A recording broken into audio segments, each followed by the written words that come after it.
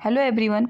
इस वीडियो में हम बात करने वाले हैं how to crack a competitive examination.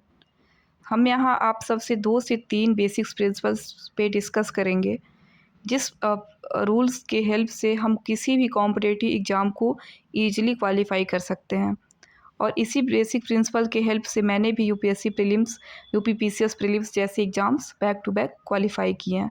So first most important topic है प्रिपरेशन। हमें किसी भी एग्ज़ाम की प्रिपरेशन कैसे स्टार्ट करनी चाहिए। तो पहला चीज़ ये है कि हमें किसी भी एग्ज़ाम, जिस भी एग्ज़ाम की हम प्रिपरेशन कर रहे हैं, उस एग्ज़ाम के डिमांड को समझना चाहिए कि इस एग्ज़ाम की डिमांड क्या है, इसमें क्वेश्चंस कैसे फ्रेम होते हैं, कौन से टॉपिक्स इस एग्ज़ाम में बहुत फ्रिक्वेंटली पूछे जाते हैं। तो हमें एग्ज़ाम्स की डिमांड को हम कैसे समझ सकते हैं। एग्ज़ाम की डिमांड हम 2 तरीके से समझ सकते हैं। पहला सिलेबस एंड दूसरा प्रीवियस ईयर पेपर। अब पहले चीज़ है सिलेबस। सिलेबस को जिस भी एग्ज़ाम की हम प्रिपरेशन करते हैं उसके सिलेबस को हमें प्रिंट आउट निकालना होगा। उससे हमें पूरे सिलेबस के बारे में पता चल जाएगा कि कौन कौन से टॉपिक आते हैं। उसके अकॉर्डिंग हमें उस टॉपिक को पढ़ना होगा, उस पे नोट्स बनाने होंगे। इससे हमारा एक सिलेबस कंप्लीट होगा। और उस सेकंड चीज़ है previous year paper.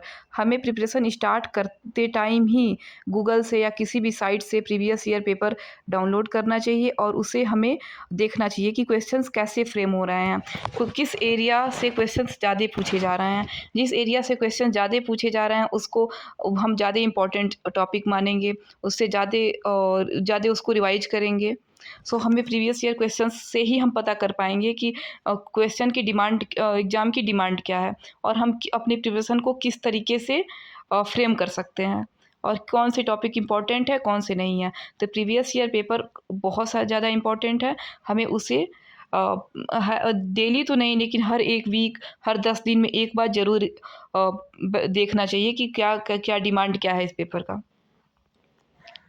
Second basic principle है कंसिस्टेंसी। इनिशियल डेज में जब भी हम किसी एग्ज़ाम की प्रिपरेशन स्टार्ट करते हैं तो इनिशियल मोटिवेशन काफ़ी हाई होता है, जिससे हम 12 से 15 घंटे तक पढ़ाई कर लेते हैं। लेकिन कुछ समय बाद ये हम बर्न आउट होने लगते हैं, जैसे लगता है कि अब ये पॉसिबल नहीं है। तो और हमारे कंट्री में जो कॉम्पिटिटिव एग्ज़ाम है वो एक मैराथन के टाइप है, जिसमें हमें लंबे समय तक भागना है। तो हमें सबसे पहले ये डिसाइड करना है कि हम एक ऐसा टाइम टेबल बनाएं जिससे हम लंबे समय तक रह पाएँ।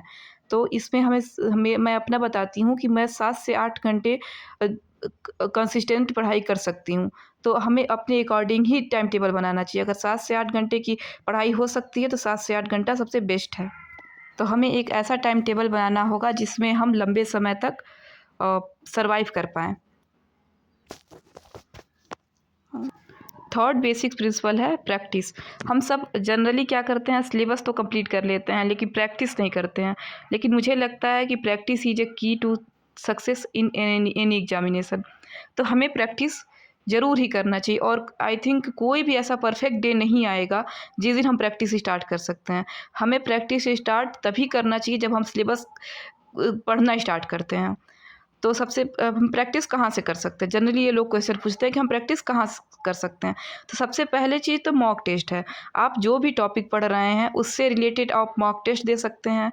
और सेकंड चीज़ है पीवाईक्यू। आप जो भी टॉपिक पढ़ें उसका पीवाईक्यू ज़रूर देखिए, तभी आपको ये रियलाइज़ होगा कि आपने जो पढ़ा है वो सही है या नहीं। आपने जो पढ़ा है उससे प्रीवियस ईयर क्वेश्चंस हमसे हो पा रहे हैं या नहीं। तो इससे पीवाईक्यू करना सबसे मस्ट है। एंड हमें लगता है कि practice is a key to success. और प्रैक्टिस हमें पहले दिन से ही करना चाहिए, हमें लास्ट के समय के लिए नहीं छोड़ना चाहिए। Thank you so much.